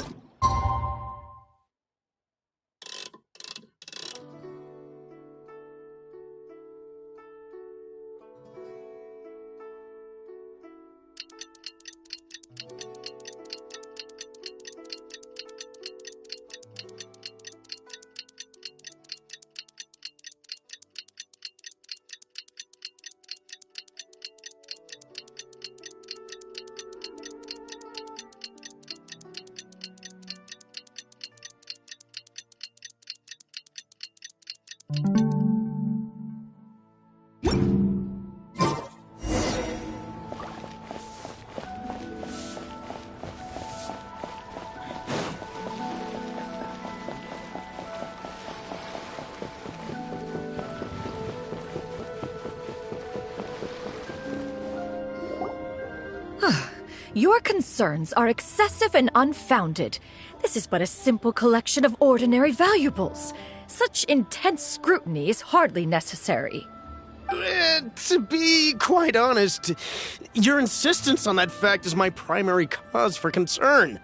In what way are any of these ordinary? Every single item here could be worth more than everything I own combined. I simply can't risk shelling out that kind of mora without proper scrutiny. If I'm wrong, I would never be able to earn it back, not even if I worked every single day for the rest of my life. I have to be careful. Yes, you can never be too careful. We're here, Clow. Miss Xianyun, what are you guys arguing about? Ah, perfect timing. This ignoramus is questioning the authenticity of my wares. I'll have you know, these items have remained untouched in my personal collection for several hundred years. To question their legitimacy is pure folly. Several hundred years? Indeed. They're family heirlooms, you see, passed down over many generations, as families are wont to do. Yep, they've definitely been around a while. We can vouch for her on that one. Hear that? Had I not found myself in need of mora, I would scarcely have had the heart to part with them. Indeed, you should consider it an honor to even have the opportunity to behold them with your own eyes. Doubt their authenticity any further, and I may just decide to take them to another buyer. Whoa, please don't go! I apologize for any insult, miss. You see, I know full well that I lack the knowledge to judge the true worth of these items. If you could wait but a moment, I've hired an expert to appraise them for me. He should be here shortly. An expert, you say? Very well. I will wait for a little while longer, then. Traveler, Paimon, this is my new residence. If you have cause to seek my company in the future, this is where you can find me. Master! Oh, it's you two again. Hello. Xianyun! You got a new outfit! It looks great on you. Mm-hmm. Master made it for me. I like it too. Huh? You know how to make clothes? Do I know how to make clothes? With the support of the proper mechanism, sewing is hardly a challenge. Master, I brought in most of my stuff. There's a few boxes left, but they're kind of heavy, so I just left them outside. Fret not. I shall help you move them into your room. Actually, I should probably sort through my stuff a bit first. Everything's kind of messy right now, so maybe you could, not look yet, Master? Yeah, that'd be great. It appears my young apprentice has her own fair share of secrets. No matter. Do what you must, child. Now, this expert you mentioned, when can we expect their arrival? Soon. Ah, there he is! Here, allow me to make some introductions. This is Mr. Zhongli, a well-respected consultant at Wangshang Funeral Parlor and an expert in all manner of valuables and antiques. Mr. Zhongli, this is Miss Xianyun. She's the one who's looking to sell the collection of valuables I mentioned earlier.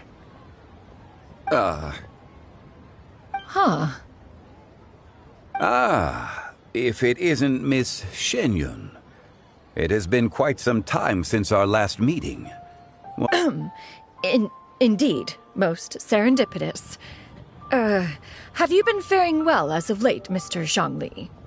Quite well, thank you. I was fortunate enough over the past few days to enjoy both a stroll in the mountains and a fresh brew of tea from the most recent harvest. The experiences left me with such insight and peace.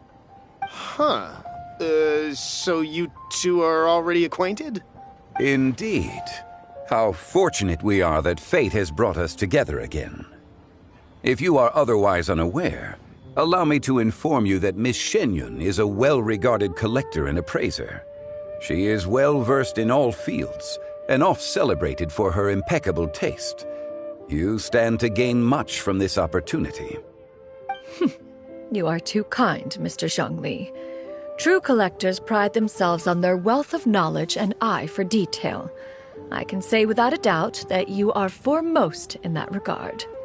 Why, you flatter me, Miss Xianyun. It would seem that you are as self-effacing as ever. Not at all, Mr. Zhongli. Not at all. While I am loath to butt into this conversation, I must ask, you two already knew each other, and you seem to have quite a cordial relationship. Can I be certain that you're not working together to swindle me? I mean, you never know. Huh! A preposterous accusation. The heavens themselves would collapse before we would conspire to do such a thing. Miss Xianyun speaks the truth. Contracts are built on honesty and trust. If that proves to be beyond your capabilities in this instance, this transaction may be taken elsewhere. Say no more. Let us depart. I jest. What fool would still harbor doubts after Mr. Zhongli himself has vouched for the goods? Miss Xianyun, wait!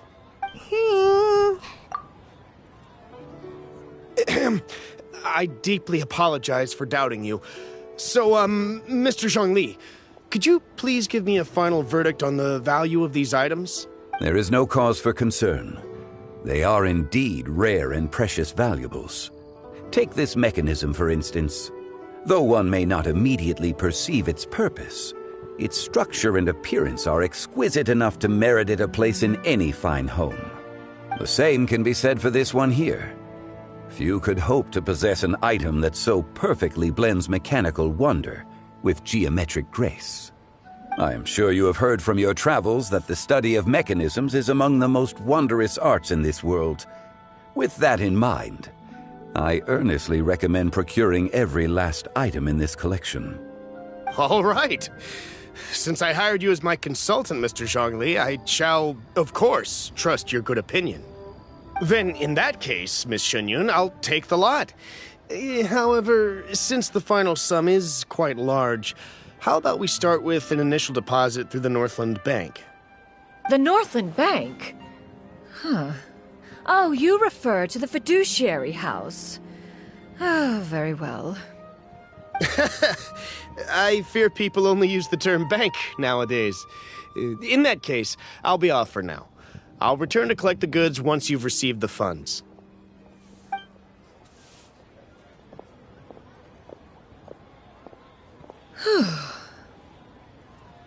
Zhongli! My friends, have you been doing well? We've been great! How about you? Paimon didn't know you were such a busy consultant! My days have been quite pleasant as well. I had been quietly enjoying a cup of tea when Mr. Xiaozu requested my services. As for you, Miss Xianyun, I presume you must be looking to settle in the city? I must say, the name Xianyun sounds exceedingly strange coming from you. Perhaps you could dispense of that particular epithet in further conversation. Whatever for. Am I not addressing you as a friend should? Well, that is true, but... Alas, refer to me however you will. After all, a name exists such that others may address you with it. One is hardly ignorant of that fact. It would seem that you have gained many valuable insights over the years, Cloud Retainer. One has indeed. One's previous stays were all brief. Now that one has made up one's mind to move and settle, one has gained a much better appreciation of the hubbub and commotion of the city, as well as the people's hard work and ardor. This city is much changed from how it was more than 1,000 years ago. Not unlike the ocean tides, so too shall the movement of people ebb and flow. From turmoil to peace, enlightenment to aspiration. Human society possesses limitless potential. In another 1,000 years, the scene we witness here may change in ways that are impossible for either of us to imagine. Alright, that's enough reflection for one day. No need to get all sentimental on us. You make a valid point, Paimon. Now that the sale has concluded, what say one plays the host as we try some specialty dishes together? One must profess great interest in trying bamboo shoot soup. Perhaps you have forgotten, Cloud Retainer, but I once tried my hand at that dish. You were at the table on that occasion, so logic dictates that you should have already tried it. Oh? What occasion was this? It was a reunion between friends several centuries ago. Alas, you must have been too preoccupied to secure yourself a portion. Or perhaps our other companions simply availed themselves of faster reflexes on that occasion. Ha! Hardly. 'Twas most certainly out of consideration for the others in attendance. In but a moment, one will show you what it means to have a true deftness of hand. It is settled then. Bamboo shoot soup, mora meat, crab roe tofu, triple-layered consommé. We shall enjoy the lot. One has already passed word to Xianyun and Ganyu to make a reservation. It is prime time for them to meet one's newest disciple. Is that agreeable to everyone? It should be a most splendid occasion. Xianyun, come now, it is time to dine. Ah, this gentleman over here is Mr. Zhongli. He is, A humble employee of Wangsheng Funeral Parlor. Pleased to make your acquaintance. Nice to meet you too, Mr. Zhongli. That should be everyone, right? Let's go! Sounds good. Actually, Master, have you ever tried Adeptus' temptation? I heard it's impossible to stop eating after even just one bite. You know, 'cause it's super tempting and stuff. Is that true? That sounds rather implausible. Although with the right preparation, certain dishes can be too delicious to resist. Huh? Why are you all walking so fast? Hey, wait for